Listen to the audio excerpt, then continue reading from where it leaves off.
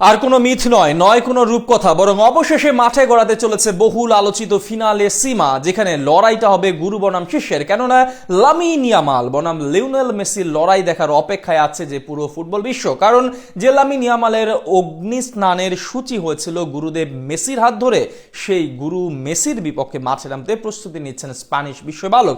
আর সবকিছু ঠিকঠাক থাকলে চূড়ান্ত হতে যাচ্ছে সূচি প্রকাশ করাও হচ্ছে ফিনালে সীমার। কবে, কখন, কোথায় মাঠে গড়াতে চলেছে ফিনালে সীমা, তার বিস্তারিত থাকছে প্রতিবেদনে। পৃথিবীতে কখনো কখনো অলৌকিক কিছু ঘটনা ঘটে যা দেখলে অবিশ্বাসের ভ্রুটা কুঁচকে তুলতে হয়। অসম্ভব কিংবা অলৌকিক কল্পনাও যে কখনো কখনো বাস্তবতার আলো দেখে, তখন এক নিঃশ্বাসে বলতে হয় এও বুঝি সম্ভব। এই দুদলমান পৃথিবীতে আসলে সবই সম্ভব। অসম্ভব বলতে কোনো শব্দই হয়তো এই ধরনীতে নাই। যদি থাকতো তাহলে কি আর ফুটবলের বর্তমান আর ভবিষ্যৎ স্প্যানিশ তরুণ লামিন ইয়ামাল, ফুটবলের অবিনেশ্বর কিংবদন্তি স্প্যানিয়ার তরুণেরই গুরুদেব, যার হাত ধরে শিশুবেলাতে নিজের অগ্নিস্নানের সূচি হয়েছিল, সেই মেসির বিপক্ষে কি আর লড়াইয়ের ময়দানে নামতেন 17 বছরের লামিন? আসলেই অসম্ভব বলতে কিছুই নাই। হ্যাঁ, সত্যই অবশেষে মাঠে গড়াতে চলছে ফুটবলের সবচেয়ে জৌলুসপূর্ণ লড়াই ফিনালিসিমা, যেখানে মুখোমুখি হবে লাতিনের রাজা, বর্তমানে বিশ্বজয়ী আর্জেন্টিনা বনাম ইউরোজয়ী স্পেন। বিষয়টি নিশ্চিত করছে বিভিন্ন গণমাধ্যম। আগামী বছরই মাঠে গড়াতে চলেছে ফিনালিসিমা।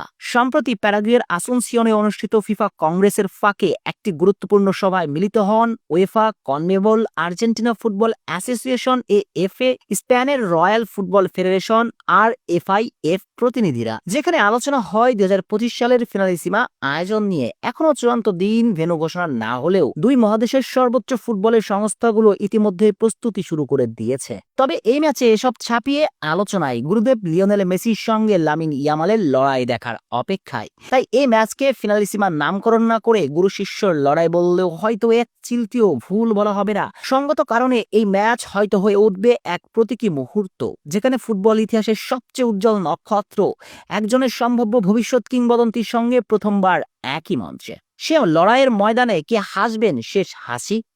গুরু মেসি নাকি শিষ্যের পায়ের ঝলকানিতে ভাঙবে গুরুদেব মেসির স্বপ্ন? সে প্রশ্নের উত্তর তো সময়ে বলবে। তবে শক্তিমাত্রার বিচারে এই ম্যাচে কেউ কাউরে নাহি ছাড়ে। কেননা স্প্যানিশদের ফরওয়ার্ড লাইনে যেমন নিকো লামিনদের মতো তারুণ্য নিয়ে ভরপুর, তেমনি স্ক্যালেনের ফরওয়ার্ড লাইনটাও বিশ্বসেরা। মধ্য মাঠও দুই দলের প্রায়ই সমানে সমান। একদিকে যেমন পেদ্রি, গাভি, রদ্রির মতো বিশ্বমানের মিডফিল্ডার আছে, অপরদিকে স্কাই হোয়াইটদের মিডফিল্ড তো যথারীতি দুনিয়ার সেরা। ওই মিডফিল্ড দিয়েই তো বিশ্ব চ্যাম্পিয়ন স্ক্যালনির ছেলেরা নিজেদের দিনে বিশ্ব চ্যাম্পিয়নদের মিডফিল্ড যে কাউকে দেখাতে পারে বৃদ্ধা আঙ্গুল।